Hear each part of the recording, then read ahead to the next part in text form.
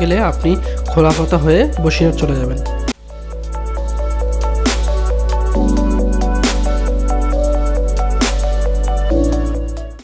দুদিকে সুন্দর গ্রাম্য পরিবেশ দেখতে দেখতে আমরা চলেই যাচ্ছি। আমরা খোলাপাতার খুব কাছে এসে একবার রিচেক করে নিচ্ছিলাম যে এখান থেকে আন্দুলপাতা কত দূরে। তো নর্মালি আমি ফোন থেকে গুগল ম্যাপ থেকে অন করে দেখলাম যে এখান থেকে এখনও আন্দুলপাতা অনেকটা দূরে। এখান থেকে আমরা সোজা চম্পাপুকুর যাব। তো চম্পাপুকুর হয়ে তারপরে আন্দুলপাতা যেতে হবে। তো রোডটা একটু দেখে নিচ্ছিলাম গুগল থেকে। এই খোলাপাতার চৌমাথা যে রোডটা দেখতে পাচ্ছেন, এখান থেকে আপনি বাঁ দিকে গেলে বসিরহাট পৌঁছে যাবেন, আর ডান দিকে হয়ে ধান্যকুড়ি হয়ে আপনার বারাসাতে পৌঁছে যাবেন। আর সোজা যে রাস্তাতে আমরা যাচ্ছি এখান থেকে আপনি চম্পাপুকুর পৌঁছে যাবেন। আমরা এই রোডটা দিয়ে যতটা ভিতরে যাচ্ছি ঠিক গ্রামের পরিবেশটা ততটাই বেড়ে যাচ্ছে। রাস্তাটা একটু ছোট কিন্তু খুব সুন্দর একটা পরিবেশ। এটা হচ্ছে চম্পাপুকুর যে গেট, রেল গেট। তো আমরা সেখানে চলে এসেছি। এখান থেকে ডান দিকে গেলে আপনি যে মেন স্টেশন সেখানে পৌঁছে যাবেন। তো যারা ট্রেন থেকে আসতে চান তারা এখান থেকে নেমে টোটো করে আসতে পারেন। আর যদি নর্মাল গাড়িতে আসতে চান তাহলে আপনাকে খোলাপাতা আসতে হবে। সেখান থেকে আপনারা নর্মাল আমি যেভাবে এসেছি সেরকমভাবে আসতে পারেন। অনেকটা সময় দাঁড় করে রেখে ফাইনালি ট্রেনটা যাচ্ছে।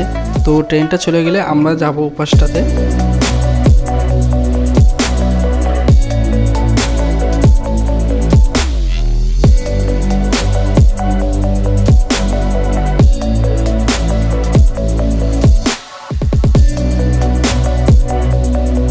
আমরা ঠিক যতটা ভিতরে যাচ্ছি দুধারের পরিবেশটা ততটা ঠিক সুন্দর লাগছে।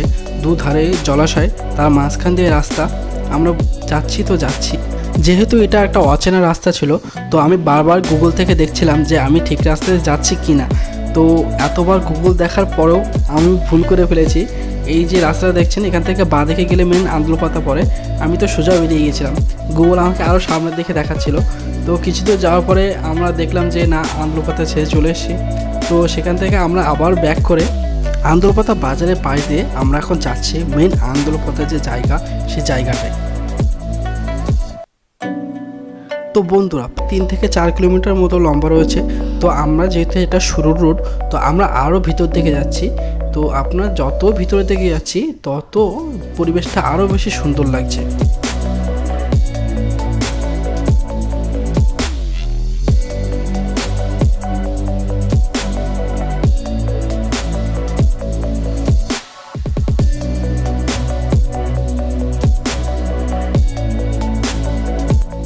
এখানে পরিবেশের সাথে মানিয়ে নেওয়ার জন্য কিছু চায়ের দোকানও আছে।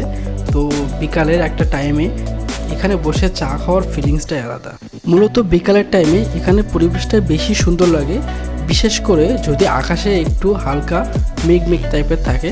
তো আমরা যখন গিয়েছিলাম তখন পুরো আকাশটা সাদা ছিল, কোনো মেঘ ছিল না। সেই জন্য অতটাও বেটার মনে হচ্ছিল না। যদি একটু মেঘ থাকতো তো আরও সুন্দর মনে হতো।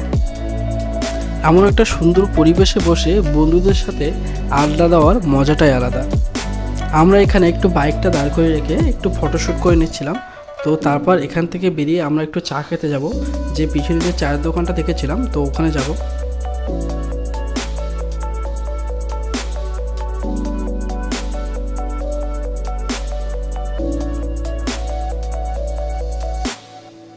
এখানে বসে বসে প্রাকৃতিক সৌন্দর্য দেখতে খুব ভালোই লাগছিল। আমরা আশেপাশের পরিবেশটা দেখছিলাম। সামনে একজন জাল দিয়ে মাছ ধরছিল। তো আমরা ভাবলাম যে এখান থেকে বেরিয়ে একটু চা খেতে যাব। তো আমরা পুরনো যে পিছনের দিকে যে চায়ের দোকান দেখেছিলাম তো সেখানে যাচ্ছি চা খেতে। একটু ফটো শ্যুট করে নিলাম, তারপর আমরা বেরিয়ে যাচ্ছি ওই দিকটা। এখানে আরও কিছু দোকান বসে। তো আপনারা দেখতে পাচ্ছেন এখানে ফুচকা রয়েছে, আইসক্রিম রয়েছে। অনেকে এখানে ঘুরতে আসে, বিশেষ করে কাপেলরাও এখানে দেখছি ঘুরতে এসছে।